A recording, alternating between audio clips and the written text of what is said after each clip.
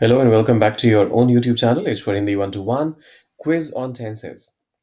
देखिए 10 सवाल है, फटाफट से देखते हैं कि आपका लेवल क्या आता है इसमें निकलकर। इसमें करना क्या है आपने, वो मैं पहले समझा देता हूँ और उसके बाद देखेंगे सारे 10 सवालों के।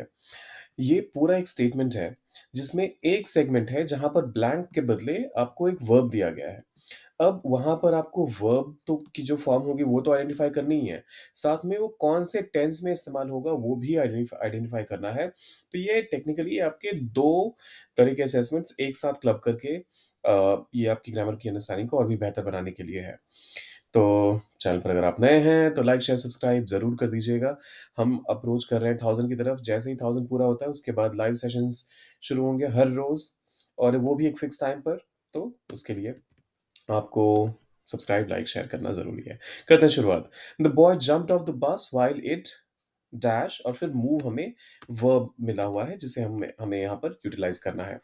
तो देखिए, सबसे पहली चीज तो ये कि अगर आपका सेंटेंस शुरू हुआ है पास्ट से, the boy jumped of. Jump present में होता है जिसका मतलब होता है कूदना, और जंप ऑफ का मतलब होता है किसी भी चीज से कूदना। तो यहां पर कहा जा रहा है जंप्ड ऑफ द बस, वो बस से कूदा। तो पास्ट से शुरू हुआ है तो कंटिन्यू भी पास्ट में ही रहेगा। आपको भी पता है पास्ट अपने बाद मिडवे ना प्रेजेंट लेता है ना फ्यूचर। तो इस वजह से हम यहाँ पर आगे इस वाले सेगमेंट में होगा तो पास्ट ही, ये तो क्लियर है। अब पास्ट में कौन सा, सिंपल पास्ट या फिर पास्ट परफेक्ट या फिर पास्ट कंटिन्यूअस या फिर पास्ट परफेक्ट कंटिन्यूअस, वो भी देख लेते हैं। देखिए, सबसे ज्यादा ध्यान देने वाली चीज यहाँ पर यह है कि अगर आप यहाँ पर सिंपल पास्ट का इस्तेमाल करेंगे तो इसका मतलब हो जाएगा कि एक एक्शन था जो पास्ट में हो गया, और ये वाइल को जस्टिफाई नहीं करता। फिर तो वाइल का मतलब ये हो रहा है कि एक पैरेलल एक्शन हो रहा था जिस टाइम पे एक दूसरा एक्शन भी हुआ। तो बस के मूव होने का एक्शन हो रहा था, कंटिन्यूअस फॉर्म में वो चल रहा था। तो इसी वजह से आप यहाँ पर वाइल इट वॉज मूविंग का अगर इस्तेमाल करेंगे, जब बस चल रही थी तब लड़का बस से कूद गया, तो ये परफेक्ट सेंस बनाता है। अगर आप यहाँ पर कह देते the boy jumped of the bus while it moved, तो ये अटपटा भी लगेगा, और कोई मतलब ग्रामेटिकली तो इनकरेक्ट है ही, सुनने में भी अटपटा लगेगा, कोई मीनिंगफुल एक मैसेज भी नहीं आएगा, उससे क्लैरिटी ऑफ थॉट भी नहीं आएगी। सो यहाँ पर आपने यूज करना है पास्ट कंटिन्यूअस टेंस का। अगर आपने भी यही चूज करा था तो आपको मिलते हैं +10, अगर नहीं करा था तो 0। और अपना स्कोर क्या होता है वो कमेंट में जरूर लिखिएगा। फिर आता है I dash not see him since yesterday। अब देखिए, जैसे ही आप yesterday, और ये मैंने बहुत सारे टीचर्स को, खासतौर पे यूट्यूब वाले टीचर्स को तो बहुत ज़्यादा बोलते हुए देखा है कि yesterday देख लिया, लास्ट वीक देख लिया, या फिर कोई भी ऐसा वर्ड जो पास्ट का इंडिकेशन दे रहा हो, ये देखते ही समझ जाओ कि सेंटेंस पास्ट टेंस में आएगा। लेकिन इसका एक एक्सेप्शन भी है। जैसे ही आप कहते हैं I dash not see him since yesterday, तो सेंस ये निकल कर के आ रहा है कि कल से आपकी मुलाकात किसी इंसान से नहीं हुई है। अब अगर आप यहां पर ये कह देते हैं I did not see him since yesterday, तो ये ग्रामेटिकली देखने में आपको, बेशक अगर सिर्फ यहीं तक होता sentence I did not see him, बस इतना ही अगर रहता तब भी सही था। अगर सिंस का इस्तेमाल नहीं होता, अगर सिर्फ लिखा होता I did not see him yesterday, तब भी ये सही था।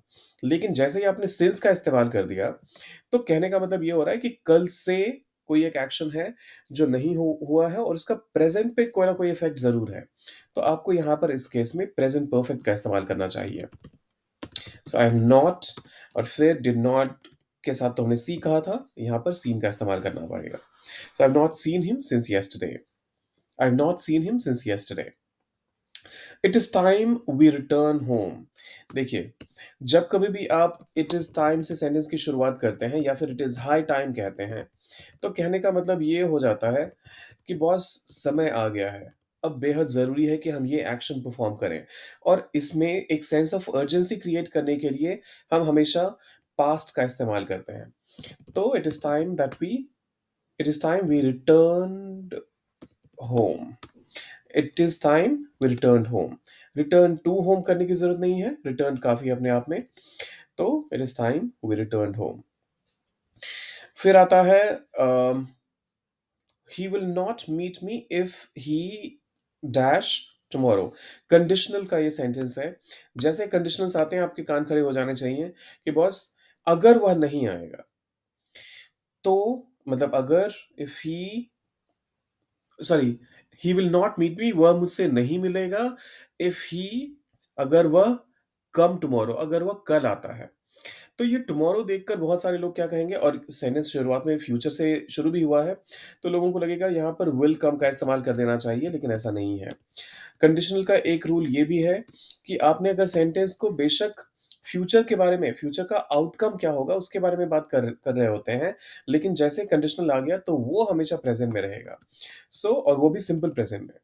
सो if he comes tomorrow he will not meet me. If he comes tomorrow he will not meet me, अगर वो कल आता है तो वो मुझसे नहीं मिलेगा। ये इसका सेंस निकल कर आ रहा है। और इस चीज का हमेशा ध्यान रखिएगा। कंडीशनल्स वैसे बहुत तरीके के होते हैं, लेकिन ये वाला जो होता है, जिसमें आपको ये कहना होता है कि एक एक्शन का दूसरा रिजल्ट, ये डिपेंडेंट रहेगा। प्रेजेंट एक्शन का रिजल्ट फ्यूचर पे डिपेंडेंट, सॉरी फ्यूचर का रिजल्ट प्रेजेंट एक्शन पे डिपेंडेंट रहेगा, तो उस केस में आप हमेशा सिंपल प्रेजेंट का ही इस्तेमाल करते हैं इफ वाले क्लॉज के साथ। एज आई डैश, अच्छा, ये वाला देखिए, इसमें एक नहीं, तीन तीन सवाल हैं। टेक्निकली देखा जाए तो तीन तीन सवाल हैं। As I dash in the hall, इसको हम सबसे बाद में कवर करेंगे। द हेड मास्टर, जब मैं इंतजार कर रहा था, या जब मैं, जो भी होगा, इंतजार वाला वर्ड है यहाँ पर। तो हॉल में द हेडमास्टर, जो हेडमास्टर था, केम टू मी, मेरे पास आए। अब देखिए यहाँ पर ये क्लियर इंडिकेशन हमें मिल गया है कि सेंटेंस पास्ट में आएगा, क्योंकि पहला क्लॉज ही हमें जो मिला इस कॉमा के बाद वो पास्ट में है। तो यहाँ पर तो सोचने की जरूरत ही नहीं है कि केम और उसके बाद एंड लग गया है और आगे कोई सब्जेक्ट नहीं है। तो हमें पता है कि सब्जेक्ट एक कॉमन है और दो एक्शन वो सीरीज में परफॉर्म कर रहा है, पहले आने का और फिर पूछने का। तो ऐसे में हमें आंखें बंद करनी है और सीधा वर्ब का सेकंड फॉर्म लगा देना है और सिंपल पास्ट टेंस का सेंटेंस बना लेना है। So the headmaster came to me and asked me in a gentle voice, बहुत ही धीरे से, एक एक जेंटल वॉइस में मुझसे पूछा। हेडमास्टर मेरे पास आए और मुझसे एक धीमे से एक सवाल पूछा। क्या पूछा? नाउ, अब, Raju, how be your mother. अब देखिए ये कोट्स के अंदर है, तो ये देखकर कंफ्यूज मत होइएगा कि ये सारा कुछ पास्ट में चल रहा था, तो यहाँ पर हम क्या इस्तेमाल करेंगे। क्योंकि ये कोट्स के अंदर आ गया और हाल, किसी का हाल चाल पूछने की बात हो रही है, तो हाउ इज योर मदर, इसमें तो कोई कंफ्यूजन होना ही नहीं चाहिए। हाउ इज योर मदर, तो ये तो हो गया कंप्लीट ये वाला सेगमेंट। लेकिन as I dash in the hall, waited in the hall, तो इसका मतलब ये हो जाएगा कि जब मैं वेट करता था, या फिर जब मैंने वेट किया हॉल में, द हेडमास्टर केम टू मी।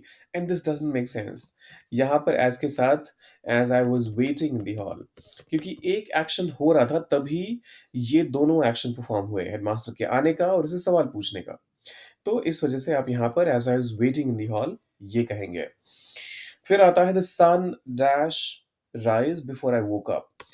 देखिए ये मैं हमेशा बताता रहता हूँ, जब कभी भी सनराइज की बात हो या कभी भी दो एक्शंस की अगर बात होती है, तो उसमें जो एक्शन पहले हो जाता है उसके लिए आप पास्ट परफेक्ट का इस्तेमाल करते हैं, जो एक्शन बाद में होता है उसमें सिंपल पास्ट। यहाँ पर क्लियरली बताया जा रहा है बिफोर आई वोक अप, मेरे जागने का काम जो है वो बाद में हुआ, उसके पहले कोई और काम हो चुका था। और वो दूसरा काम क्या था? सूरज के उगने का। तो आप यहाँ पर पास्ट परफेक्ट का इस्तेमाल करेंगे। द सन हैड रिजन, और before I woke up, the sun had risen before I woke up.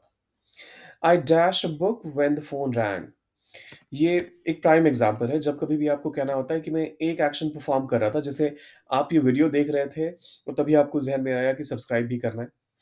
थोड़ा बहुत तो मुझे भी पिच करना पड़ेगा ना। आप लोग कर ही नहीं रहे हो सब्सक्राइब। अभी भी 87% of the members who watched my last video, उन्होंने सब्सक्राइब नहीं किया है। और अगर ओवरऑल नंबर्स की बात करें तो 96% लोगों ने अभी तक सब्सक्राइब नहीं करा है। क्या कर रहे हो भाई लोग? सब्सक्राइब भी कर दो। Okay, so I dash a book when the phone wrong. अब देखिए, जब किताब, मतलब मैंने अगर पढ़ लिया होता, तो फिर से यहाँ पर ये एडवर्ब व्हेन नहीं आता, एंड का इस्तेमाल होता। So I read a book and the phone rang, मतलब एक सीरीज ऑफ इवेंट्स में मैंने किताब पढ़ा और फिर फोन की घंटी बजी।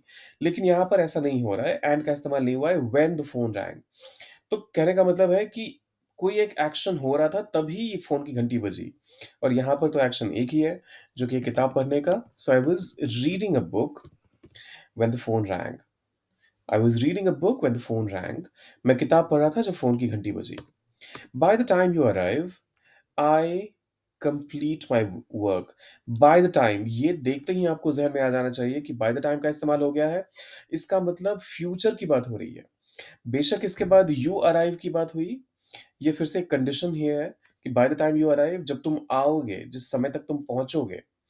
आई डैश कंप्लीट माई वर्क। तो ऐसे में आप हमेशा फ्यूचर परफेक्ट का इस्तेमाल करते हैं और यहां पर आपने कहना है विल हैव कंप्लीटेड।